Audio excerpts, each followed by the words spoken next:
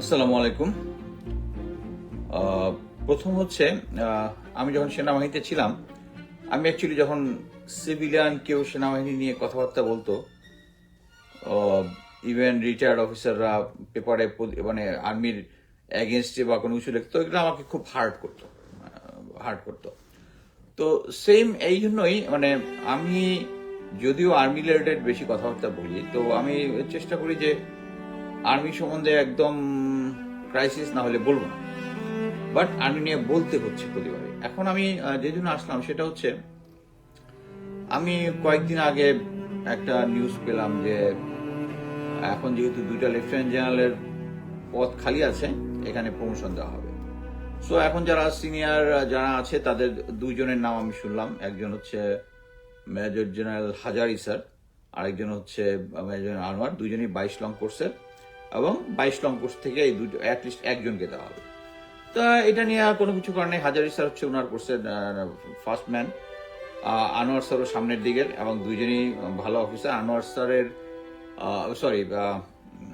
হাজারি স্যারের নিউট্রালিটি নিয়ে আমাদের কার কোনো সন্দেহ নেই, is a clean man. Anwar sir নিয়ে কিছু অনেকে ডাউট দেবে, স্টিল আমি বলবো যে যেহেতু সামনের দিকে যারা আছে, মেজর জেনারেল যারা সামনের দিকে, তাদের নামটাই আসা উচিত। তো এইটা আমি বলতেছি হচ্ছে 6-7 দিন আগের কথা। হঠাৎ করে আমি আজকে সকালবেলা শুনলাম যে ওই লিস্টের মধ্যে মেজর জেনারেল মঈন খান, যিনি বর্তমানে 9 ডিভির জিওসি, উনার নাম আছে। এখান থেকেও আমার কাছে মনে হলো যে কিছু একটা ঘাপলা আছে। ঘাপলাটা কি? যে মঈন খান স্যার হচ্ছে তার কোর্সের অ্যাভারেজ অফিসার, মাঝখানের দিকের অফিসার। সেই অ্যাভারেজ অফিসার যেহেতু জেনারেল তারেক সিদ্দিকী 22 লং কোর্সের টার্ম কমান্ডার ছিল, সো এই নেন অ্যাভারেজ 22 লং কোর্সের পুরা কোর্সটাকে উনি উপরে উঠানোর চেষ্টা করছে, এবং এদের লয়ালিটি আকাশসম।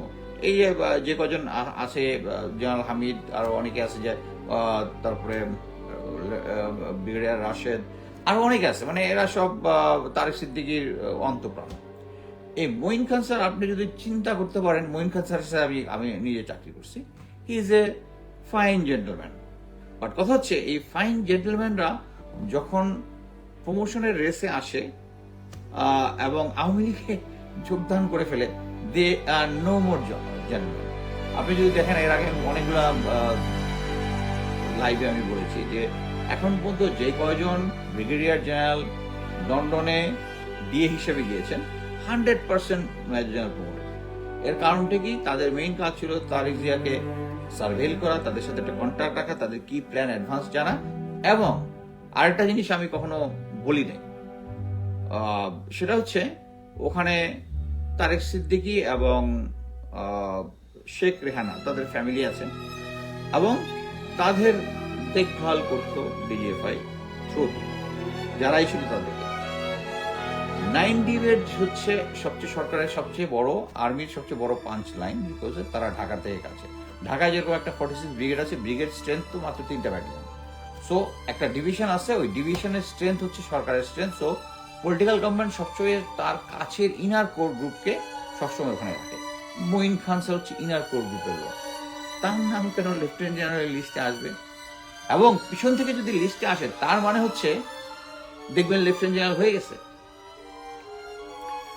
আমি এইটুকু বলতে পারি, যখন এই আন্দোলনটা চলছিল, এই আন্দোলন চলার সময় 9 ডিভির একটা এলিমেন্টও ঢাকায় ছিল, যারা এই আন্দোলনের এই ছাত্রদের আন্দোলনকে দমানোর চেষ্টা করছিল। ওনার একটা কন্ট্রোল সেন্টার ছিল আর্মি হেডকোয়ার্টারে, ওখান থেকে উনি তারেক সিদ্দিকী গিয়ে এবং শেখ হাসিনাকে ডাইরেক্ট ইনফরমেশন দিত। আমার সাথে কিছু জুনিয়র অফিসারের যারা সাভারে আছে, জুনিয়র অফিসার আমার সাথে যোগাযোগ করেছিল। কি কারণে? স্যার, আমাদের কাছে ইনফরমেশন আছে যে আওয়ামী লীগের লোকজন এবং তাদের সিম্পাথিদের কাছে অস্ত্র আছে, কিন্তু আমরা যখন অপারেশন করতে চাই, আমাদেরকে অপারেশন করতে দিচ্ছে না। কেন? Because GOC Moin Khan brigade commander হচ্ছে, আগে এনএসআই তে চাকরি করছে, অফিসারটার নাম ভুলে গেছি, সব হচ্ছে আওয়ামী লীগের।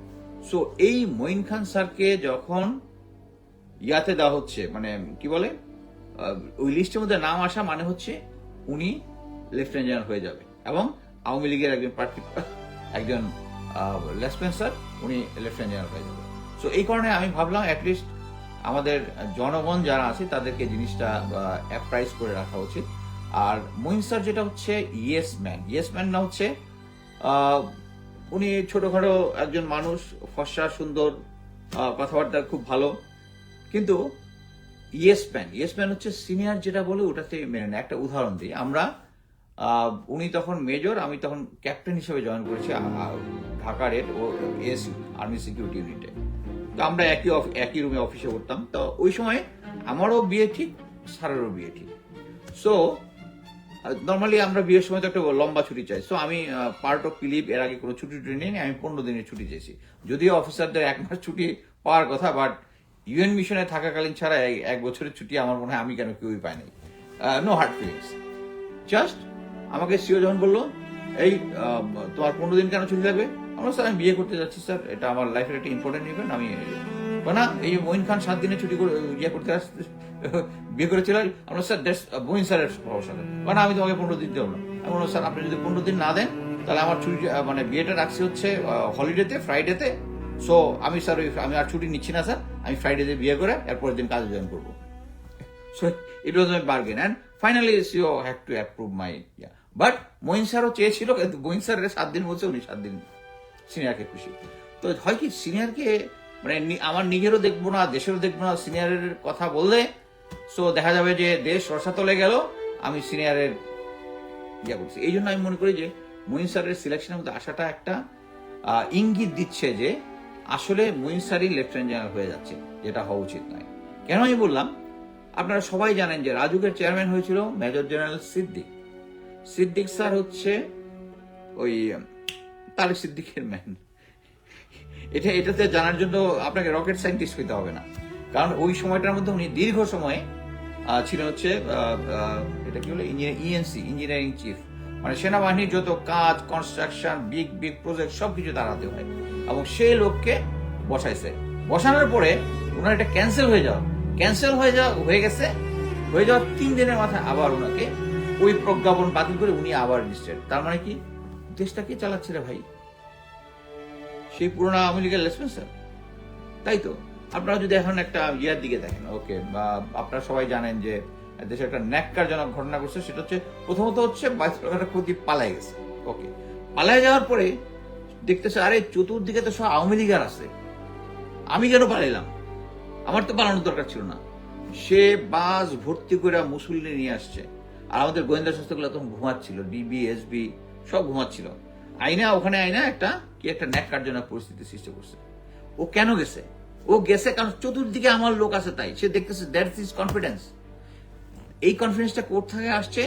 এখনকার সরকারের মাইটকে মিলিটারিতে এখন পর্যন্ত কয়জনকে জেলে নেওয়া হয়েছে? মেজর জিয়াউল হাসান, নেভিতে সোহেল স্যার, আর কেউ কি আরেকজন নেভির অফিসারের নাম শুনছেন এই মুহূর্তে মনে করতেছে। আমার কথা হচ্ছে আমরা কয়েকদিন আগে দেখলাম যে হামিদ স্যার ডিজিএফআই ছিল, ওনার নাকি চাকরিচ্যুত হয়ে, এটার কিন্তু প্রজ্ঞাপন জারি এখন হয় না। He is still doing office.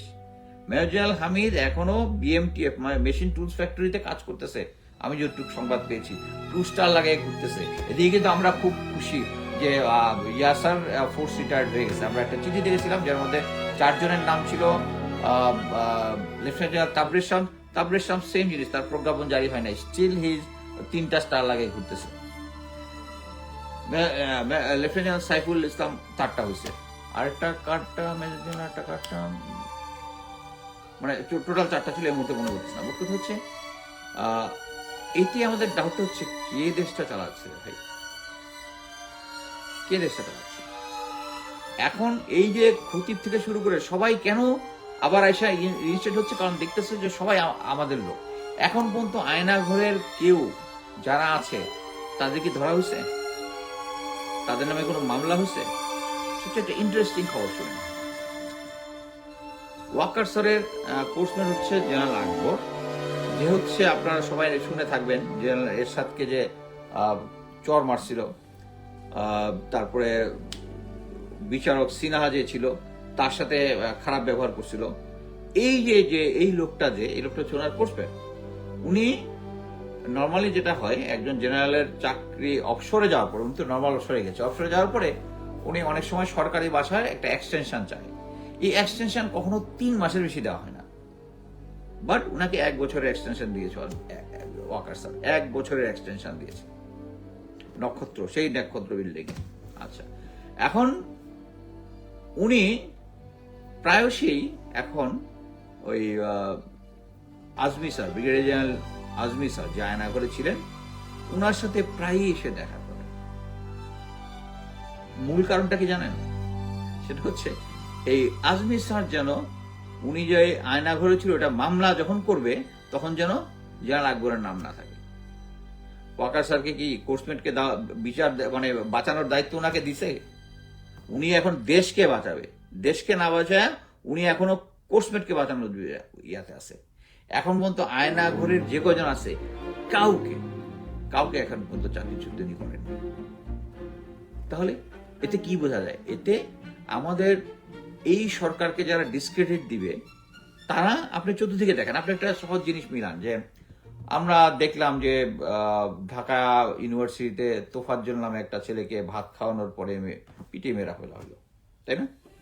এই একটা সবাই দেখলাম যে এটা নিয়ে, হ্যাঁ এই ছেলেগুলা কে অ্যারেস্ট করলো, ম্যাক্সিমামই দেখা গেছে একটা ছাড়া সবাই ছাত্রলীগ, তারপরে তাদেরকে কোনো রিমান্ড টিমান্ড কিছু নেয় নাই। কেন? এখানে কি এই জিনিসটা কেন হলো, এটার কি আমাদের কি কোশ্চেন করতে হবে না? এরা কি একটা স্বাভাবিকভাবে এরকম মানে পিটিয়ে মেরে ফেলা হয়েছে, নাকি এর পিছনে কারণ আছে? কারণটা এই জন্য কোশ্চেনটা করতেছি যে আপনারা এখন যদি পার্বত্য চট্টগ্রামের ঘটনাটা দেখেন, ওখানে মামুন নামে একটা ছেলেকে সেম চুরির অপরাধে সেম পিটায় মেরে ফেলছিল পাহাড়িয়া, এবং তাকে হাত পা বাঁধা অবস্থায় পাওয়া গেছে। তারপরে তারা গল্প বানাইছে তাকে নাকি ইলেকট্রিক শক খায়, চুরি করতে যাওয়ার সময় ইলেকট্রিক শক খাইয়া গেছে। এখন আপনি যদি ঘটনা দুইটা মিলান, মনে হয় না যে একটা কিছু ইয়া তো বোধহয় জাহাঙ্গীরনগরেও একটা ঘটেছে, রাজশাহীতে একটা ঘটেছে। আপনি যদি সবকিছুটা মিলান তাহলে দেখবেন এটার পিছনে একটা রহস্য থাকতে পারে। যদি রহস্য থাকে, এটা বাইর করার দায়িত্ব কার? গোয়েন্দাদের। গোয়েন্দারা যদি এখন ওই অ্যারেস্ট করে নিয়ে আইসা 164 সাইন করায়, শেষ, দায়িত্ব শেষ। কিন্তু তার মানে কি? এরা কাজই করতেছে না, এরা কাজই করতেছে না। আপনাকে আরেকটা জিনিস বলি, প্রথমে আমি যে এই জিনিসটা হয়তো বা সবচেয়ে গুরুত্বপূর্ণ জিনিস, এই জিনিসটা আমি যখন শুনছি, শোনার পরে আমাকে বলছে তুমি এটা পাবলিক ইয়া করতে পারবো না। আমি বললাম স্যার আমি I have lot of sources, আমি যখন সেকেন্ড বা থার্ড ইয়ার মধ্যে কনফার্ম করতে পারবো, I will go public. At present এই আমাদের প্রেসিডেন্ট যে চুপ্পু আছে, এই চুপ্পু আমরা সবাই জানি, যারা মুজিব বাহিনীতে ছিল, এদেরকে র ট্রেনিং করছে। He is the main man in army in Bangladesh, রয়ের। এর আগে একটা সবচেয়ে বড় সাকসেস ছিল সিআইএ একজন মেক্সিকোতে একজন এজেন্টকে, পলিটিক্যাল ফিগারকে সবসময় প্যাম্পারিং করতো, দেখা গেছে সে গিয়ে প্রেসিডেন্ট হয়ে গেছে মেক্সিকোর। সেই লোক মারা যাওয়ার অনেক পরে আবিষ্কার হয়েছে যে he was actually CIA spy. But আমাদের চুপ্পু তো আমরা জাইনাই সিরাই তাকে বসাইছি। তারপরে নেক্সট কে ছিল? লেফটেন্যান্ট জেনারেল মুজিব কি করছে? ওই যে 250 ভারতীয় এজেন্ট যারা এখানে ছিল তাদেরকে ক্যান্টনমেন্টের ভিতরে রাখার ব্যবস্থা করছে। ওয়াকার স্যার সবকিছু জানে। তারপরে ভারতীয় একটা প্লেন এসে নিয়ে গেছে, তাদের এজেন্টদেরকে বাঁচাই দিছে। এবং এখন শোনা যাচ্ছে যে মুজিব পালায় আছে, দেশে আছে। কোথায় আছে জানেন? সবাই সন্দেহ করতেছে তারা ইন্ডিয়ান এম্বাসির ভিতরে আছে, কারণ ওদের তার সবচেয়ে বড় আছে। সো এখন আপনি হিসাব যদি মিলান, এবং এরপরে আমি আবার একটা বলি, কয়েকদিন আগে আমি দেখলাম 26 লং কোর্সের হাফিজ, লম্বা করে আর কি, সে বলতেছে আমি বোধহয় অ্যারেস্টেড হচ্ছি। এই সময় তার অ্যারেস্ট হওয়ার কথা না। আমি ওর নিচে লিখছি তুমি অ্যারেস্ট পলিটিক্যাল কারণে অ্যারেস্ট হচ্ছে। সে পলিটিক্যাল কারণে অ্যারেস্ট হচ্ছে না, বিকজ হিজ ইন্ডিয়ান কানেকশন। এইটার পরে গোয়েন্দা সংস্থাগুলো কারা কারা রিলেটেড উইথ ইন্ডিয়ান গোয়েন্দা সংস্থা যারা আছে, আমি নিজের ইয়াতে যেগুলা পরিচিত সবার নাম আমি বলছি, বাট একটা ডিটেলস ইনভেস্টিগেশন দরকার। এই ইনভেস্টিগেশনটা করতেছে আমি বিশ্বাস করি যে এই চুপ্পুর সাথে মিলায় যারা যারা একটা স্পাইরিং আছে। কিন্তু আমরা মানে দেশ ভাগ হওয়ার আগে আমরা ছিলাম এই ব্রিটিশ ইন্ডিয়াতে, আমরা ছিলাম MI6 MI5 এর অংশ।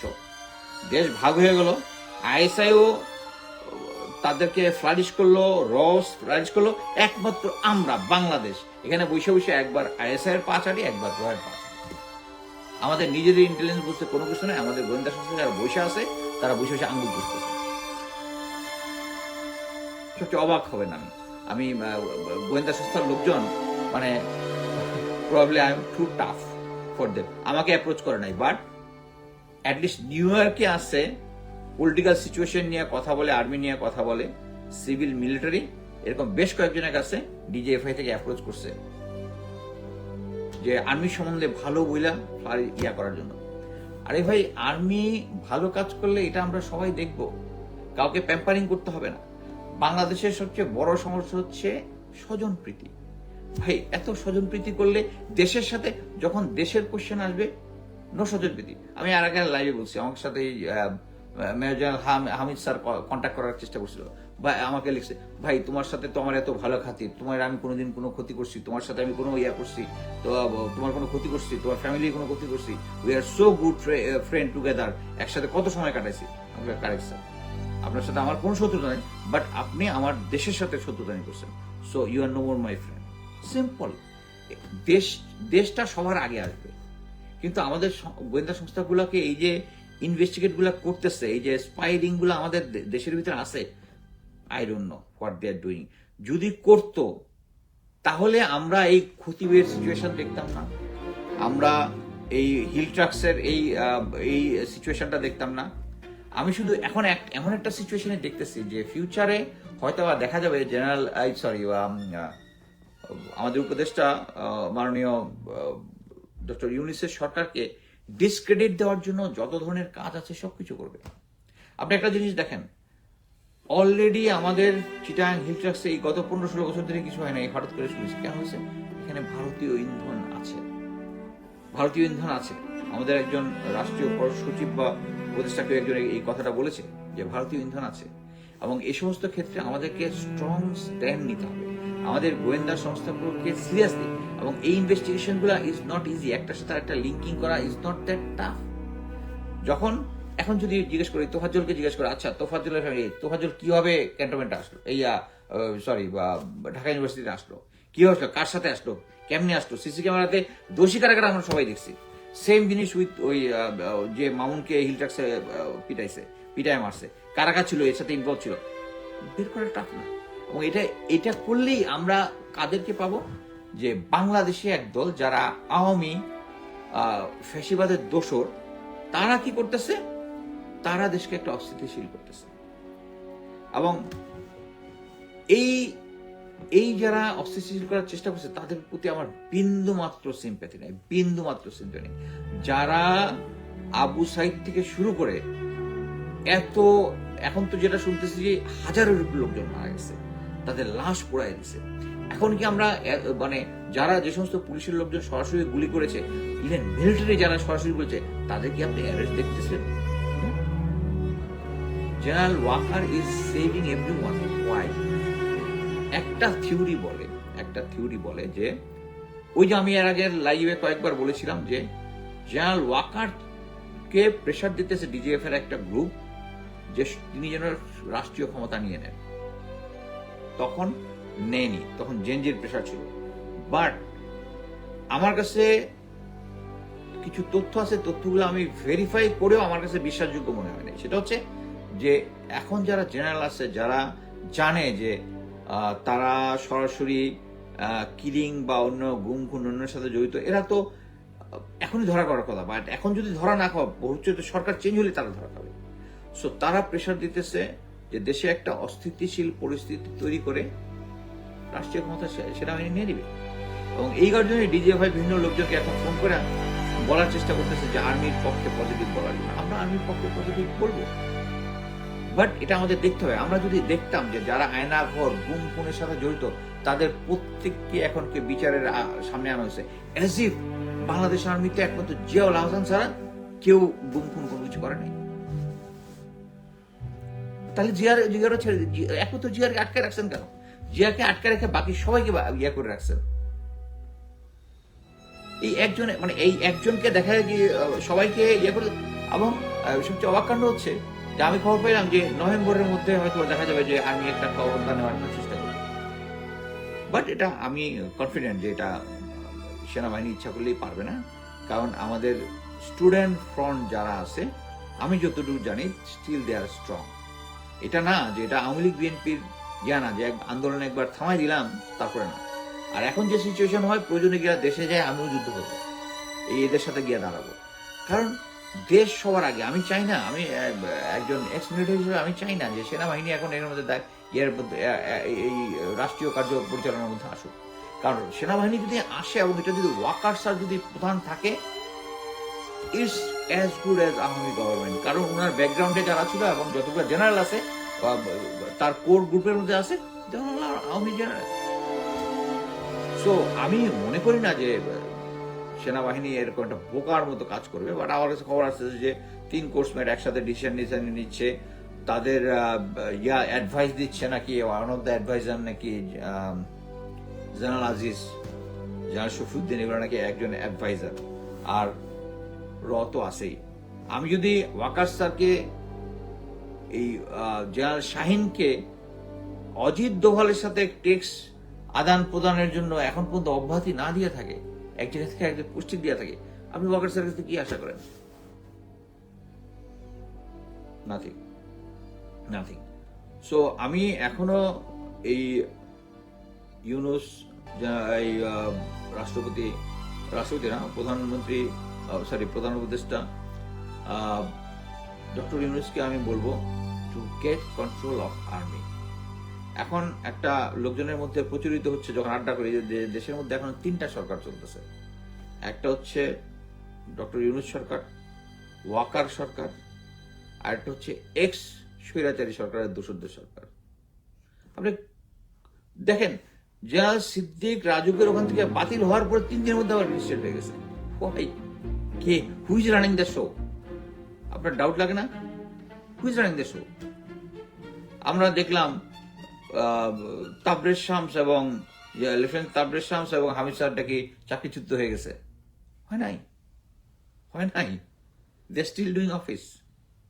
আমাদেরকে ওই যে একটা ছোটবেলায় গল্প করছে না, একই কুমিরের বাচ্চা বারবার দেখায়, ওয়াকার স্যার তাই দেখাচ্ছে। উনি সম্ভবত ডিসিশন নিছে যে, মানে যখনই কেউ কথা বলতেছে, না আমরা অ্যাকশন নিব, বাট কথা হচ্ছে এই অ্যাকশনটা slow. No, it's not even slow, it's going backwards. This is too much. মানে একসময় আমার মনে হয় যে মেইন এইম ছিল হচ্ছে হাসিনা সরকারের পতন করা। হাসিনা সরকারের পতন হয়ে গেছে, লেটস এনজয় ফ্যামিলি লাইফ। এখানে আমেরিকাতে আলহামদুলিল্লাহ, আমি অ্যাকচুয়ালি আমেরিকার লাইফটা খুব এনজয় করি। কি জন্য? কারণ বাংলাদেশের সেনাবাহিনীতে যখন ছিলাম, অবশ্যই চাকরিটা আমি পছন্দ করতাম, কিন্তু তারপরে 3 বছর ছিলাম ইউএন মিশনে। হিল ট্রাক্সে 3টা ডিস্ট্রিক্টে 4 বার ফ্যামিলি ছাড়া ক্যাম্পের ভিতরে ছিলাম, এবং এর মধ্যে আরো অনেক আপ ডাউনের মধ্যে ফ্যামিলি। আমি এখন এই গত 7 বছর ধরে আমি ফ্যামিলির সাথে আছি, আলহামদুলিল্লাহ আমি এনজয়িং ইট। কিন্তু দেশের জন্য ওই সেম জিনিস। বাংলাদেশে এখন ডিজিএফআই মনে করে শুধু ডিজিএফআই দেশের আছে, তারা দেখে। ইভেন তারা এখানে আমেরিকা যারা এই সন্ধানে কথা বলে, তাদেরকে অফার দিতেও তাদের ভুল করে না, তাদেরকে অফার দেয়। আমি জানি এখানে অনেক সাংবাদিক, যে কয়েকজন সাংবাদিক আছে, এর মধ্যে একজন সাংবাদিক তো আমাকেই ডিজিএফআই এর পক্ষে রিক্রুট করতে চেয়েছিল সঙ্গে গিয়ার সময়। এখন এর নাম বলবো না, আপনারা তাকে এখন জানেন হচ্ছে হাসিনা পতন আন্দোলনের নেতৃত্ব দানকারী। বাট দেয়ার সাংবাদিক যারা আমাকে রিক্রুট করতে এসেছে ডিজিএফআই এর পক্ষে। সো অনেক সময় খবর থাকে, খবরের পেছনের খবর থাকে। অনেক সময় আমরা অনেক কিছু জানি এবং অনেক কিছু পরিবেশ পরিস্থিতি অনুযায়ী পাবলিক ওপেন এয়ারে দেই না। বাট আমি সত্য দেওয়ার পক্ষে। আমি একটা জিনিস মনে করি যে সত্য কথাটা বললে it will set you free. আমি স্ট্রংলি এটা বিশ্বাস করি। এই যে আমার সাথে হাসিন স্যারের যে এপিসোডটা আমি অনেকদিন ধরে চাচ্ছিলাম আল জাজিরা স্টোরিটা ব্রেক করুক, তারা করে নাই। যেহেতু করে নাই, এই জন্য আমি আর কোনো স্যারের শোতে এটা করেছি। So always truth will set you free. আমি সরকারের গোয়েন্দা সংস্থাকে, সেনাবাহিনীকে বলবো, এই লুকা বাছাটা প্লিজ করবেন না। যারা এই আন্দোলনে এত লোকজন প্রাণ দিয়েছে, তাদের শহীদের আত্মাকে কষ্ট দেবেন যদি আপনারা এই গুণ যাদের সাথে জড়িত আছে তারা যদি এখনো চাকরিতে থাকে এবং আর্মির ভিতরে যদি কোনো শুদ্ধি অভিযান না চালান। আচ্ছা, এখন আমি কয়েকটা কোশ্চেন নেওয়ার চেষ্টা করি। আমার ধারণা আমেরিকা থেকে গিয়ে ইউনূস সাহেব অ্যাকশনে যাবেন। আমেরিকা থেকে আমি একটা নিউজ পেয়েছিলাম যে আমেরিকা আসার আগেই উনি এগুলো ক্লিয়ার করে আসবেন, কিন্তু ক্লিয়ার করেন না। আমার ধারণা আমেরিকা থেকে ওকে করবেন। না কোনো কোশ্চেন। জেনারেল ওয়াকার ও রাষ্ট্রপতি খুব বড় গাদ্দার। আমরা তো ওয়াকার স্যারকে হিরো জানি এখন পর্যন্ত, বাট টাইম উইল কাম যখন তার অ্যাকচুয়াল ফেসটা আমরা দেখব।